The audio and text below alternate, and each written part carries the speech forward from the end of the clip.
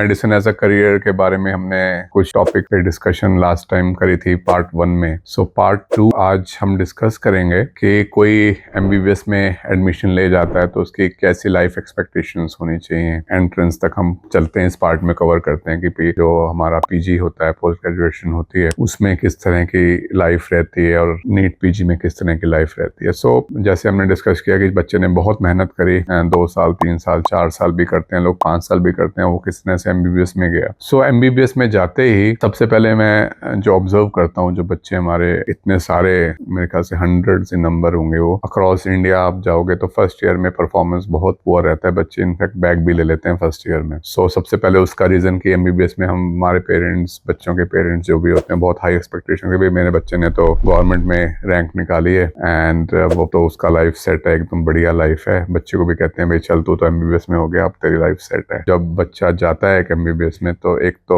उसका सिलेबस जो होता है वो एमबीबीएस का एक शौक लगता है कि हम बाकी ग्रेजुएशन में हम बीकॉम देखें, इवन इंजीनियरिंग देखें, या हम कोई भी मैनेजमेंट कोर्सेज में जो देखें, बीबीएस वगैरह करते हैं एज अ ग्रेजुएशन। सो उसके कंपैरिजन में एमबीबीएस एक बहुत ही टफ कोर्स है जिसमें एक बहुत ही वास्ट स्टडी की रिक्वायरमेंट है। बच्चे 3 साल 2 साल 4 साल पढ़ पढ़ के एकदम से थके होते हैं, वो जाके सोचते हैं मैं कॉलेज में हूँ अब तो मैं एंजॉय करूंगा, और वो फर्स्ट प्रॉफ जो फटाफट आ जाता है, पता ही नहीं चलता 1 साल के अंदर, उसमें वो बहुत ही बुरा परफॉर्मेंस करते हैं। कई बच्चे उसमें बैक भी लग जाता है और बच्चों का 6-6 महीने है और या 1-1 साल भी कोर्स एक्सटेंड हो जाता है। सो बच्चों को ये सही रियलिटी पता होनी चाहिए कि एमबीबीएस भी कोई केक वॉक वाला कोर्स नहीं है। बहुत सारे सब्जेक्ट, बहुत वास्ट, क्योंकि आपको पूरा ह्यूमन जो बॉडी पार्ट्स हैं अक्रॉस ऑल स्पेशलिटीज उसके बारे में आपको, चाहे वो मेडिसिन हो, चाहे सर्जरी हो, चाहे वो ऑब्स्काइनी हो, चाहे वो फोरेंसिक हो, चाहे पैथोलॉजी हो, चाहे एनाटॉमी, फिजियोलॉजी, बायोकेमिस्ट्री हो, ईएनटी हो, ऑर्थो, सब के बारे में आपको अच्छी खासी नॉलेज देने की कोशिश करी जाती है, जो कि कभी कभी ओवरवेलमिंग हो जाता है, कभी कभी तो प्योर रट्टों का मामला हो जाता है उसमें। सो उस केस में बहुत बच्चों की सप्लीज और बैक आती है। अब एमबीबीएस करते करते लोग ये भी सोचते हैं कि अब हमारे को आज की डेट में क्लियर हो जाता है कि पोस्ट ग्रेजुएशन भी करनी है, तो लोग फर्स्ट ईयर ऑनवर्ड्स ही क्लासेस ज्वाइन कर लेते हैं। ऑनलाइन क्लासेस आजकल बहुत अवेलेबल हैं कि वो ऑनलाइन क्लासेस अवेलेबल हैं, तो वो जो नीट पीजी की तैयारी वो फर्स्ट ईयर ऑनवर्ड्स ही शुरू कर देते हैं, जो कि मेरे हिसाब से it's not the right approach. आप जिस कोर्स में है उसको आप पूरी तरह लर्न तो करें पहले। आप एमबीबीएस करने के बाद आपको ये समझना होगा कि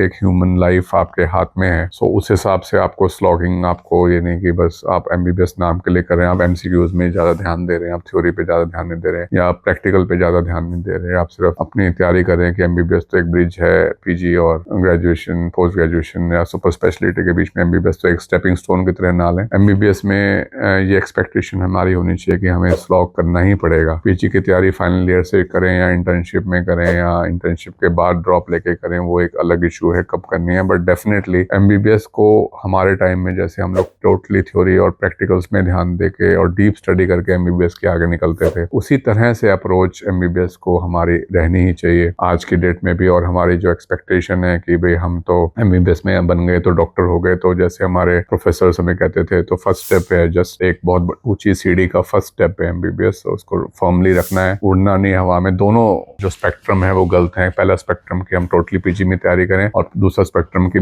मैं तो नीट की तैयारी में बहुत पढ़ लिया, मैं रिलैक्स करूंगा लाइफ में। दोनों स्पेक्ट्रम गलत हैं। स्लॉगिंग एमबीबीएस में बहुत हार्ड है, बहुत वास्ट कोर्स है। मुझे याद है हम एमबीबीएस में कॉलेज से आने के बाद 4-5 घंटे सोते थे, बाकी टाइम टोटली हम लोग पढ़ते ही रहते थे। पीजी की तैयारी भी पीजी के टाइम में करते थे, बट उससे पहले हमने सभी ने एमबीबीएस के टाइम में स्लॉगिंग करी है। सो पेरेंट्स को और बच्चों को दोनों इस स्लॉगिंग के लिए मेंटली तैयार होना चाहिए, तभी वो एक ह्यूमन सर्विस के लिए तैयार हो पाएंगे कि ह्यूमन से डील कर रहे हैं, कोई रोबोट से, या कोई कोडिंग तो कर नहीं रहे कि कोडिंग गलत होगी तो चलो बाद में उसको करेक्ट कर लेंगे या दोबारा बना लेंगे, ऐसा तो डेफिनेटली नहीं होता है। सो इस पार्ट में अब एमबीबीएस की एक्सपेक्टेशंस वर्सेस रियलिटी हमने क्लियर करी, और दूसरी चीज हमने ये क्लियर करी कि अब पीजी की तैयारी भी किस स्टेप में करें, लास्ट में करें तो ज्यादा अच्छा है। शुरू में वैसे भी वो ओरिएंटेशन ना इधर के ना उधर के रहने वाली बात हो जाती है। अब नेक्स्ट पार्ट में हम करेंगे कि पीजी कौन सी स्पेशलाइजेशंस कौन कौन सी है एमडी में, मतलब पोस्ट ग्रेजुएशन में, और उन सब में अर्निंग पोटेंशियल कैसा है, ये हम लोग अपने पार्ट 3 में डिस्कस करेंगे। और फिर पार्ट 4 में हम लाइफ आफ्टर ड्यूरिंग प्रैक्टिस या life after completion of post graduation करेंगे। Thank you.